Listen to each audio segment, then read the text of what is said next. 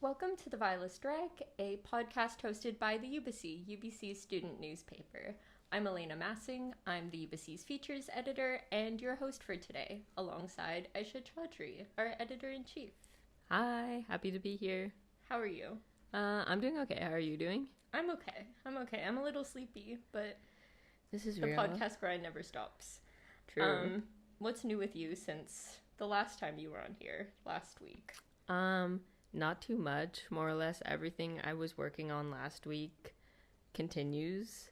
How about you? What has been up with you? Oh my gosh. So, for my digital cultural collections class, which I talked about in my podcast episode with Caleb, we've been putting together a project. And for this project, we're doing like a counter tour of a digital collection. And we're looking at the Criterion channel, or Criterion Collection, which has a streaming service called the Criterion Channel. That's like sort of like art house movies and like restored movies. Okay, that's cool. That aren't as hard to find. And we've been trying to build a WordPress site. And I haven't used WordPress since like, I want to say like early elementary school. What were you using it for? I've never used it in my life. They had us all start blogs. So somewhere That's in the world. so funny. I don't know if it actually exists still or if it was like a private blog, but there was like my own blog that I had in like grade 3 where I was just writing my little thoughts. Every post was maybe like 2 sentences, and I was like, I want to be an animal trainer and train dolphins or something. They were trying to make you guys into influencers at a young age. Yeah, well, here I am. I have a podcast now, so they really set me up for failure. But it's chill. Yeah. What else is new with you? Any projects? Any fun things going on? No, except I'm not the biggest SNL guy, but you kind of are. No, I'm not. No, I'm not. I used to watch it, I think, a lot more when I was younger, but now I feel like it's more hit or miss for me, so I don't regularly tune in. However, I'm scrolling and I come across an SNL skit. It was when Glenn Powell was there, and it's essentially like gay cultural appropriation ex the military, and it made me cringe so hard the first time I saw it, and now I watch it like once a day, or at least quote it once a day, and I showed everyone in the office the video. No one even laughed. No one even appreciates it. Like, say something. Like, I showed it to you. A little reenactment. No, I can't. Like, I can't. People just need to watch it. No, I can't. Nothing? I can't. Not a single quote? Not a single quote. Not a bang to a bob fight? No, I can't. It's bangs versus bobs. Like, the hairstyle. Like, literally. Yeah. No, I'm gonna get canceled, so I can't do that. This is actually, like, deeply personal to me as a bangs and bob haver for, like, a good portion of my life. Your whole life? The hair... Well, yes. By a good portion, I mean my whole life, except for a few months, like, when it was in growing first out year for the first and, time. like, now. Oh, sorry. When I'm not. When you were first born? No. Came out with bangs and a bob? No, in first year of UBC, and like currently, what I've got going on right now is like the aftermath of my most recent bob. I had like full like front forehead bangs and bob. Edna. Yeah, Sorry. I was Edna mode for Halloween last year. I'm getting a haircut this weekend. Congrats. Should I get a buzz cut? No. You could get a bob, bangs and a bob. Every once in a while, I like to play with the idea of me getting a buzz cut, but I think I'm gonna trim it a good 2 inches and call it a day. Yeah. Would you ever actually get a buzz cut? Like, is this something that's in the future for you? No, or... I think in high school, I was just going through something dire in high school. But now I think I realized my hair was actually really short in high school. Like in grade 12, I had like I don't know what to call it. I had like 2 inches of hair. a pixie moment? It was shorter than a pixie. know. It's kind of like what Spencer has, if you guys saw the last episode. Right, and Spencer got a haircut last week. Yes, it looked like that, but my hair is hashtag thicker than his, so it was a little bit different. Congrats. But yeah, I know. I'm South Asian, so yeah, no, I would never get a buzz cut, but you want to get a buzz cut at some point. Like, can I be honest? What? I don't think you should do it. Well, I don't know if it's like a real possibility for me, but I feel like it would be a fun little social experiment, but like a social experiment with myself. Just like, no, just a little experiment for myself. What? Like, I just need to like see what it's like You need to to be live with no hair. For Reborn. What happens if you get a buzz cut, but then you wear a wig that's bangs and a bob, and then no one can even tell? But why would I do that? The whole point is I need to like get the buzz cut and like just live like that. I need to learn to embrace the strange bump that's been on my head for like so long. I don't know why I'm talking about this on Maine, but there's been like a bump on the top of my head that's just been there for years, and I don't quite know what it is. I think I'm just like, my scalp is so pasty. It's gonna look messed up until it tans, I guess. Yeah, I mean that wouldn't be my like primary concern. That's my primary concern. So, anyways, I don't know. Moving on. What else? What else is new? Oh my god, Office Secret Santa is happening right now. Ooh, the festivities. Fun. I mean, not fun. Very serious things happening at the Ubyssey. True. So who do you have for Secret Santa? Your mom. Sorry. That's not true. I know it's not true. I shall not reveal my secret. What's on your wish list? Your Elfster wish list. Yes, not product placement. I put a book that low-key I may just need for class, as well as socks. And then Saumya called me white for wanting socks, and I was like, first of all, God forbid a girl wants socks. And then I put a sweater. And a sweater? Yeah, just like... The budget's like not that big. No, like a thrifted sweater. Oh, okay. It would... Well, I can't swear, but it was like a... Like an F... The F word? A fuck-ass sweater. Saumya said I'm not allowed to say the F word on here. Did she? I asked last time, and she said, don't swear. And I said, okay. I think she was joking. I'm trying to be halal. Okay, yeah, I asked for a fuck-ass sweater. And then I think, what else did I put She's on looking distraught behind the camera. Yeah, she is. Both of those things, true. We talked about facts today in training. Mm-hmm. Both of those things, factually correct, verified, fact check. I got the footnotes. Anyways, what is on your wish list? Nothing's on my wish list currently, and I feel like maybe I won't add things. I think I'm just gonna let them roll the dice Secret on Santa. that. I'm not very good at getting gifts. But the thing is, I will take anything. Like, I don't really care what someone gets because I will like it. Like, you've been harassing me to clean my desk because my desk is like actually the worst thing to ever exist because I just have so many things. I have a little toy piano. I'm soon to have a deer antler, which I found. You're not bringing that to the office. Yes, I am. No, you're not. Yes, I am. Elena. It's going on my desk. I have some Lego birds, a vinyl. I have some books. It's crazy because a lot of those things were given to you in the office to take home. Being like, here's a gift, take it home. But it's already in the office, and I like it on my desk, so it's going on my desk. I have some CDs. I have a like Nardwar DVD that I found. Downsized, so I don't know how you're gonna fit all that just on there. Less room for me. I don't need to sit at my desk. It'll be for my stuff.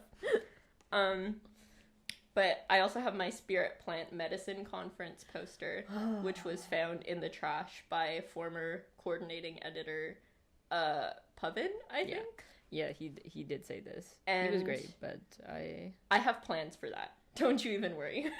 I have plans for how I'm going to remodel it for our new office layout. So just you wait. I'm silenced. Like, I'm literally silenced. Okay. Anyways, so before we get into my conversation with Elita, our research editor, who I interviewed this week, maybe we should take a look at some articles that we published. Woo! Yeah. Woo. Okay, I can start off with news.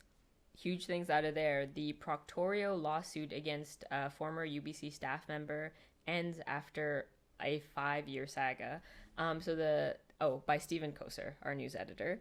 I think Stephen is the 8th news editor to work on this. That's I worked awesome. on this, all my predecessors. It's great. I believe this started in about 2020 when Linkletter tweeted some things from, I think it was like, they were unlisted YouTube videos from Proctorio, I believe, about how they worked from their like help center, and then Proctorio sued him for alleged violation of their copyright.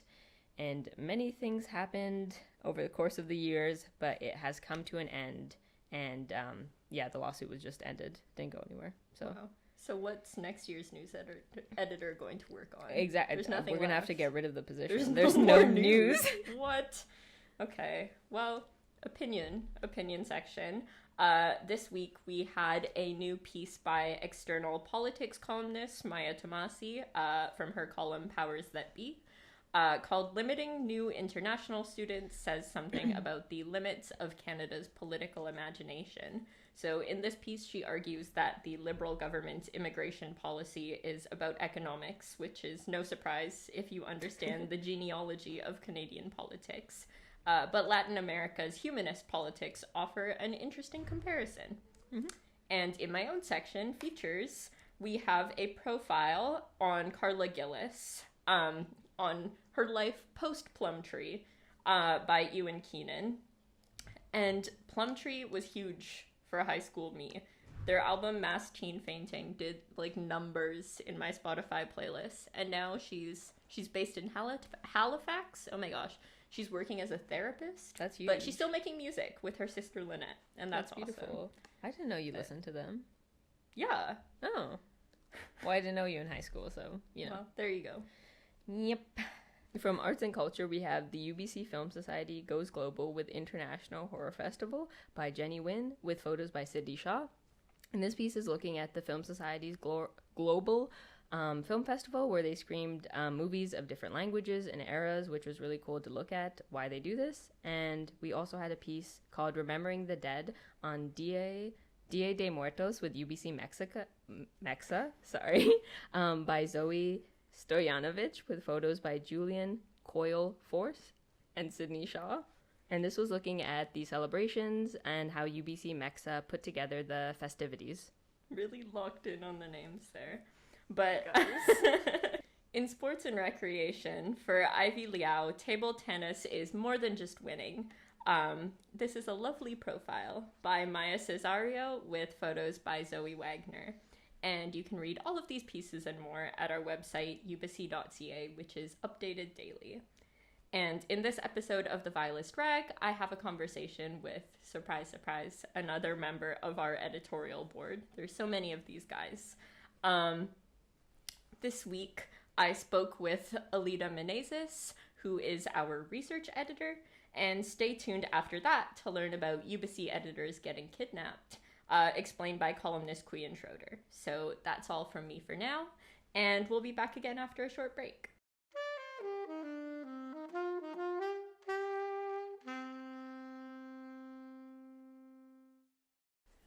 Elita Menezes is the Ubyssey's research editor, covering all things, well, research related. So thanks for being on the podcast, Elita. I'm so excited to have you here. I'm excited to be here. Thank you, Elena. You're actually a very important part in why this podcast actually exists. Wow. Because, like I mentioned in a previous episode, this was kind of a gag, kind of a joke. The podcast was never supposed to be real, but it was. And you were part of its early days of being thrown around the office. So it's crazy that we're on the air. We're podcasting for real. Literally. Mic'd up, going for the pod. I don't know what I'm doing. What? It's okay. Just keep going. Well, anyways, so a classic. Before we talk about the Ubyssey, what do you do outside of it? What do you study at UBC? I'm a third-year student in honors English literature and creative writing. It's kind of it. Well, I mean, what else do you want me to say? Okay, no, that's like what Yeah, I'm that's studying. fine. That's it. And then, what else do I do? I should went on like a whole backstory of like her upbringing in Surrey Oh. and whatnot. Oh, So okay. you could talk about that. I mean, you don't have to. Sure, I guess. It Okay. isn't what the question was meant for. Right. But here we are. Tell Sure, us where you're from. Okay, where are you from? No, I guess, okay, fine. Let's go my whole life story. I was born in Belfast, Northern Ireland. Are you serious? Yes, I am. You know What? this. No, you don't. Okay, fine. I was. Oh. Yeah. And then, yeah. Wait. Okay, no, continue. Okay. Continue. And then we moved to Canada when I was like 3 or 4 or something. So I've been here mostly my whole life. And we were originally in Edmonton, Alberta. Then we moved to Red Deer. So that's where I was most of the time. And now I'm here for school. Do you remember Ireland at all? Not too much. Like, yeah, I do remember like the house that we lived in and like a little bit of like I have some memories of there, but not like not like a ton. It was mostly just me being in Alberta. Favorite thing about Alberta? No, something that I like is actually the snow. I do like the snow because it's like giving winter, giving holiday. And that's really nice. So that's like, I guess, one thing I look forward to whenever I go back there. But yeah. Awesome. Mm-hmm. Red Deer moment. I did a theater camp there once. Cool. What was that like? We didn't really leave this one building for like this whole week, so I didn't really get to explore Red Deer to its full extent. But I feel like that extent probably isn't very large. Not too much. Yeah. Yeah. I don't know. That's my only Red Deer experience. But you're the research editor here at the newspaper, formerly known as science editor. So what does that mean? What do you do in a day? What's your job? Well, originally it was science editor. And basically that would cover like knowledge relating to science. Maybe sometimes there would be a cool discovery or something and we would cover that, or there would be something related to knowledge that we could explore and kind of ask researchers about and do articles on that kind of stuff. But that was like mainly just related to science, and so all of the humanities and like arts research going on, there's really no place for that to go. So what we did was we kind of expanded the section to just be like science communication, but like with every other discipline too. So yeah. I mean, I guess the rebrand kind of happened Yeah. around when you started. Yeah. But have you noticed much difference in the way you actually like report on these things, or is it kind of the same as talking about like natural sciences? Like, how has that shift been? I think overall it's kind of the same. You have this same thing where you have to like go into a discipline. Sometimes you don't even know like a lot of the context behind it, and then you have to kind of become familiar with it. It's kind of the same throughout, whether you're going into like some sort of natural science like a biology piece, or as opposed to like an arts piece around like media studies in Shakespeare, or like a political science piece that contains all of these terms that you're not totally familiar with the context of, but you need to learn in order to give a full or as complete as possible understanding of it in the article. But yeah, it's not like too different, but it's more now. Yeah.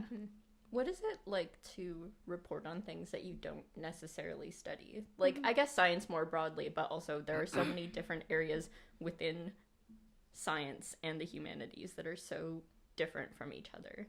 And you need to be able to understand those even if you don't have a background in it, and then explain it to other people. Yeah. So what's that like? Right, yeah. I mean, it's honestly not as scary as it may sound. I thought originally, I was like, this sounds really scary, but it's actually not.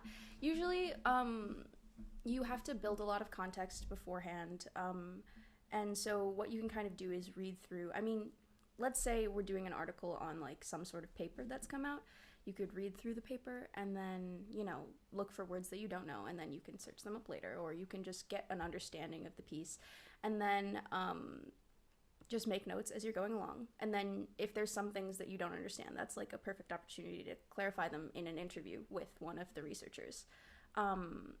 But yeah, it's a lot of building context, doing secondary research to like get these terms.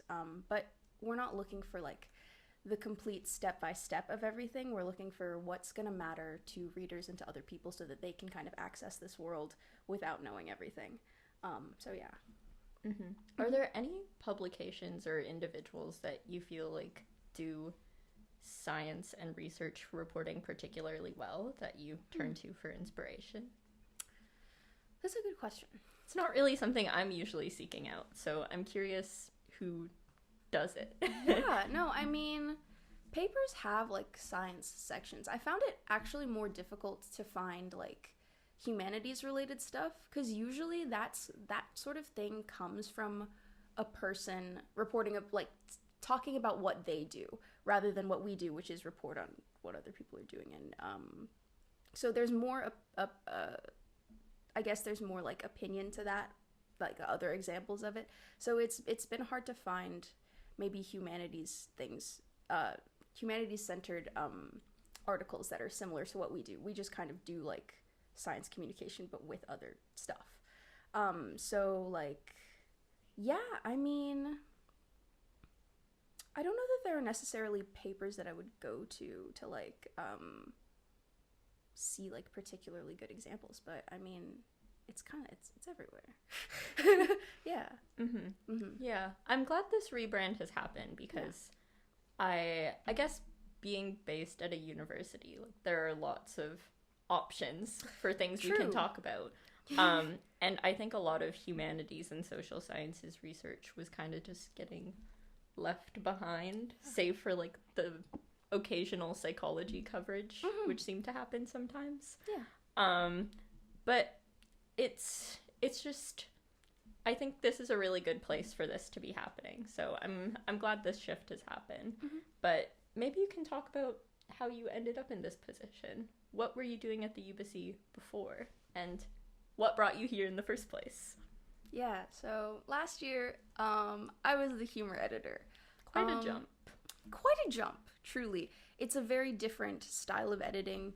Sometimes it's easier, sometimes it's harder. I guess it's overall, the biggest challenge going into it was I had less experience, whereas humor writing is kind of innate in a way, where you just kind of maybe you're just a funny guy. Yeah, sometimes you're just a funny guy, and that's just the vibe of it. Too blessed. Sometimes. But with a humor piece, you can really like have the idea for it and then have it written within like an hour. Whereas with this, with research, I mean, and many other of our other reported sections, you have to gather news naturally. Literally news gathering. That's true. It's where they get that from. And so that was a different set of skills, and then the editing is different as well.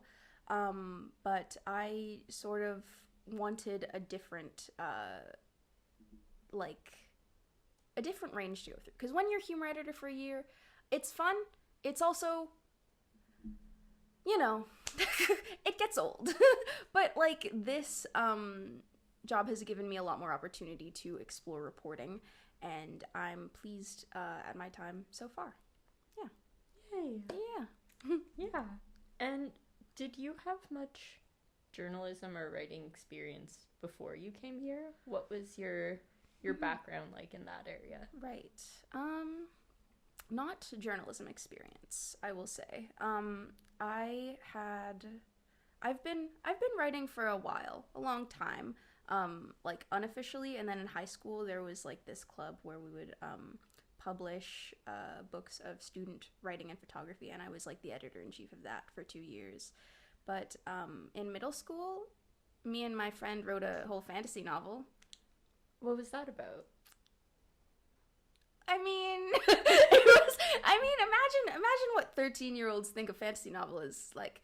But like, it was about this girl, and she has like fire powers. But like, it comes from like this little magic ring. Classic. Right? Classic story.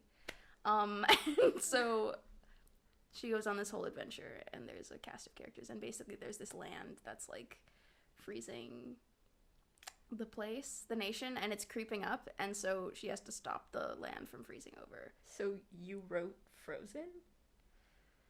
Is that what Frozen is about? Not really. I guess like kind of.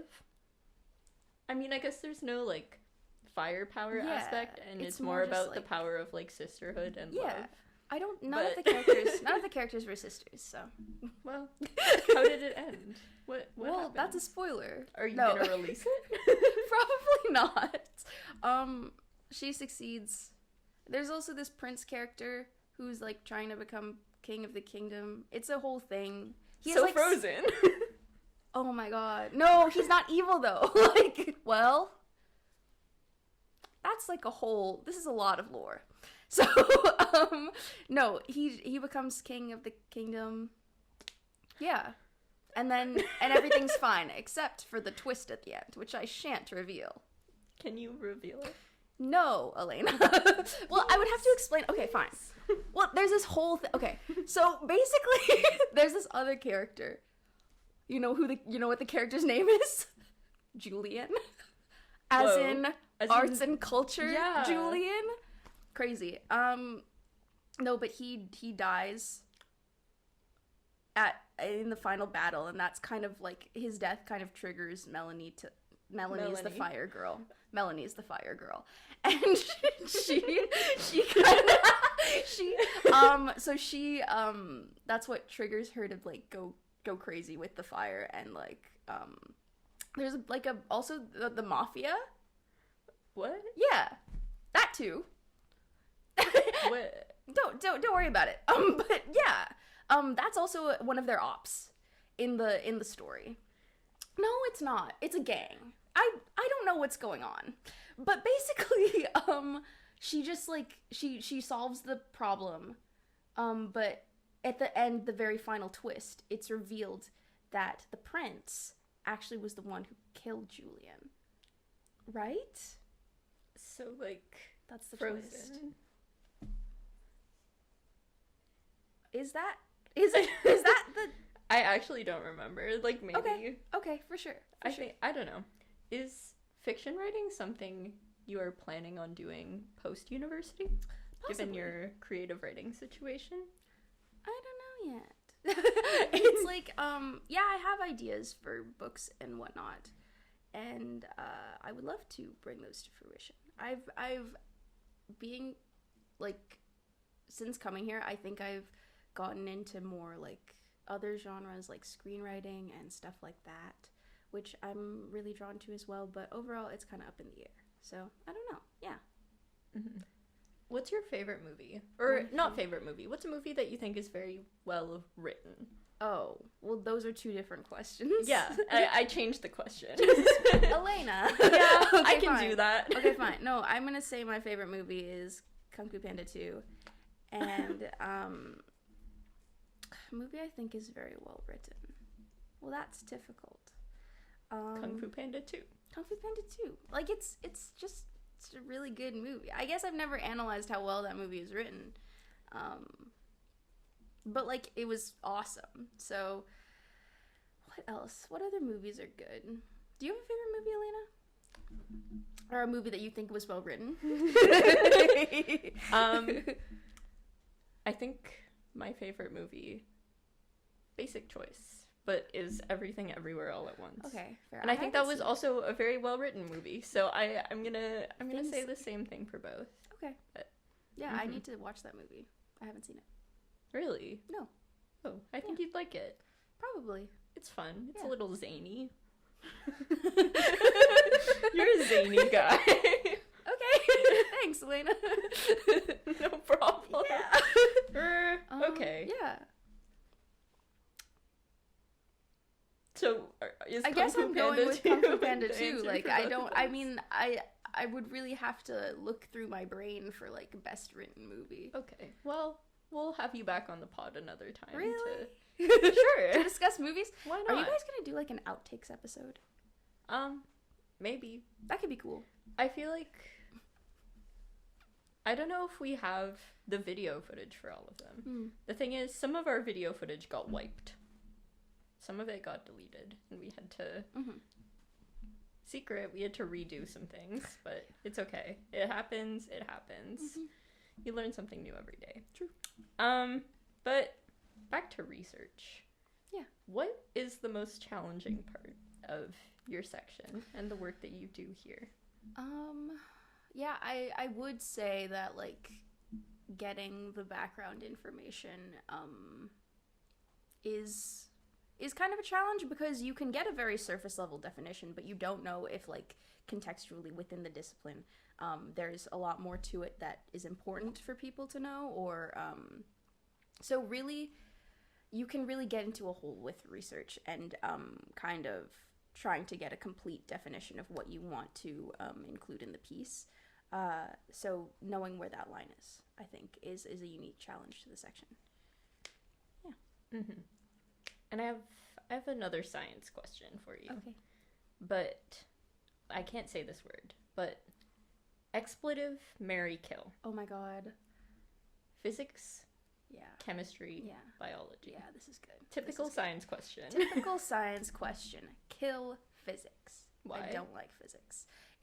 I just never liked physics. It's the only science I didn't do in high school. I also didn't do physics. I chose not to do physics. I didn't like it. But so another piece of lore about me is that I regularly hang out in the Ubyssey Physics Society lounge. Why? Because my friends are in physics. Well, one of my one friend is in physics, but then I'm friends with her friends as well. Mm-hmm. So I hang out in there frequently. But I'm like, me and Ubyssey Physics are like this. I'm gonna go to a physics event later. So yeah, but also kill physics because I don't like physics. I think it's strange. Chemistry. I feel like I've definitely answered this question before. I think marry chemistry. Correct answer. Right. Yeah. It's just like cool. You know? Like yeah. And then biology. Yeah. I can't say the word. Yeah. Good choices. Yeah, Good choices. yeah. I never did physics at all in high school because I didn't even get the intro that you were supposed to get in grade 9 or 10 or whatever. Why not? Because it was during COVID. Oh. So they kind of condensed everything, and sometimes condensing everything means completely axing physics out of the curriculum. But it happens. Yeah. But we're going to wrap things up. Okay. But before we wrap things up, yeah, I have one more question for you. What's the question? One that you're maybe well acquainted with. I don't know. Okay. I don't actually know who watches the podcast. But right. This is one I've been asking everyone who comes on the show. Yes. But if you could swap lives with another editor for a day, who would it be? It can be a specific person or a position you want to try out. A position that I would want to try out. Okay. Something that we do here is that we make pages for print, for our print issues, and I think I'm the only one of the written editors who actually likes making pages. I feel like that's a wide consensus, but I really enjoy making pages, and I would love to try out illustrations in print for that reason. Awesome. Yeah. We've gotten a lot of Ayla answers on the podcast. No, because it's cool. She's just awesome. So talented and has such a kind heart. That's really And the rest of us are definitely there. The rest of us aspire to make little pottery things. Yeah. They're really cute. Well, I admire the passion you bring to making pages, because I think I hated it a lot more before. Now it's kind of just a thing I have to do for 10 minutes every 2 weeks that I forget about. Yeah. But it's nice to see how jovial you are. Well, I was visuals editor for Spoof 2 years ago. Right. So right. Our Spoof issue. What's Spoof? I mean, we'll talk about it more. We'll talk about when Kyla's here. When Kyla's here. Yeah. But Spoof is when we take another publication, and we spoof it, and we do a little parody different thing about it. So I did the visuals for that as well with Sydney, our photo editor. So yeah. But I really enjoyed that. Yeah. If you could do spoof again, what would you spoof? It can be something that's already been done also. Oh, interesting. If there's something that's speaking to you. Right. Last year when I was picking the spoof publication, I picked Girls World. But I was, like, genuinely, very narrowly, I nearly picked Vogue. As in, I had messages typed out for both of them for the announcement, and I was like, it was like a 5-minute decision. I was like, what if I did this instead? But I probably would have done Vogue. I think there's a lot of potential there for what we could write, and also, like, video content as well. So, yeah. Awesome. Mm-hmm. Well, thanks for taking the time to talk to me today. Of course. Thank you for having me, Elena. It was awesome to finally have you on the pod. And True. hopefully not the last time. Hopefully not. A little intro moment? Yeah. We'll see. Till Could be next crazy. But you can join me next week to learn about another member of our editorial board. And coming up in a few seconds, we'll be diving into a moment in Ubyssey's history with Quyen Schroeder.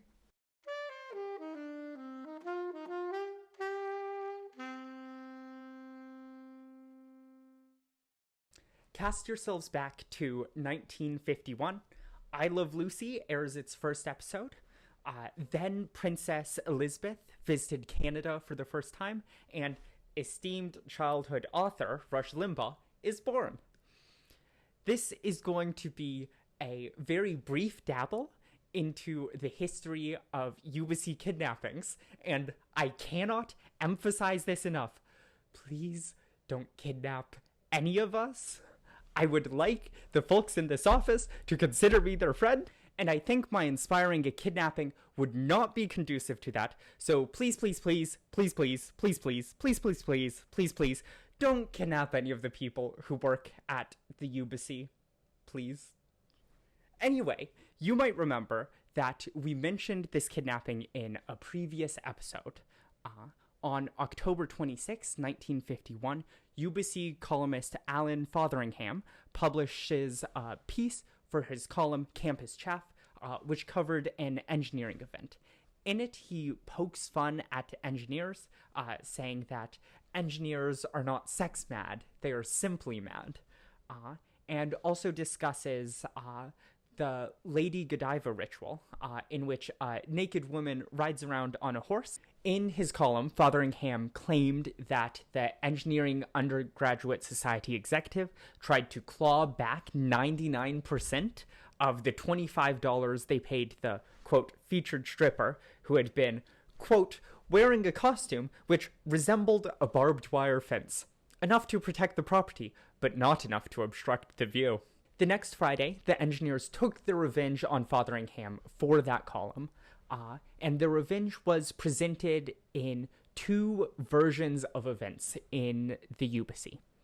The first version was when 5 engineers abducted Fotheringham from a party, and he was threatened with being thrown off of Lionsgate Bridge, and the whole time was having a nervous breakdown. The engineers drove their way to Horseshoe Bay, but as they were doing so, they were speeding, and a police officer stopped them, during which time Fotheringham tries to break away while explaining what's happening to the cops. And the engineers just say that Fotheringham is drunk, and it's just a prank, bro. The cops believe the engineers. It is, in fact, just a prank, bro. The engineers, as they are kidnapping a Ubyssey columnist, get away with only a speeding ticket. They continue on to Horseshoe Bay, where they deposit Fotheringham, taking his wallet and his coat away from him, and just abandon him there. The engineers had also told Fotheringham's girlfriend that he had left to cover a story for the Ubyssey, then lied again, saying he had been put on a ferry with a one-way ticket to Victoria, and then, quote, a bunch of engineers crowded around trying to get her to let them take her home. The second version of events goes as follows. The engineers very graciously took the columnist away from a boring party and treated him to a real nights of entertainment. And while they were providing first-class transport to one of the North Shore's famous beauty spots, they provided an adventure by playing tag with 2 police cars. They then removed his coat to prevent him from being mistaken for a bear, and took his wallet, since money is the root of all evil. Following these two accounts, the Ubyssey said that if you are a human being, you would accept account 1. But if you're unlucky enough to be an engineer, you'd have to accept version 2. This is, I must emphasize this, the first of 3 times that Fotheringham has been kidnapped by engineers, though the other 2 are perhaps a story for a future time. You know, it's funny. Earlier this year, at the Great Debate, the engineers kidnapped /used/Sassmats. So I guess they're not entirely off of their kidnap. Oh shit! I'm a columnist. Oh god, I've got to go. Please don't take me too. Since 1918.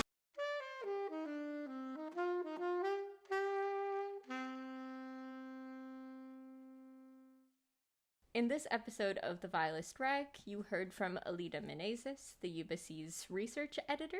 The podcast is written and hosted by myself, Elena Massing, the features editor. It is filmed and edited by Saumya Kamra. The music is by Alicia Chaudhry, and the graphics are designed by Ayla Cilliers. So thanks for listening, and I'll see you next week.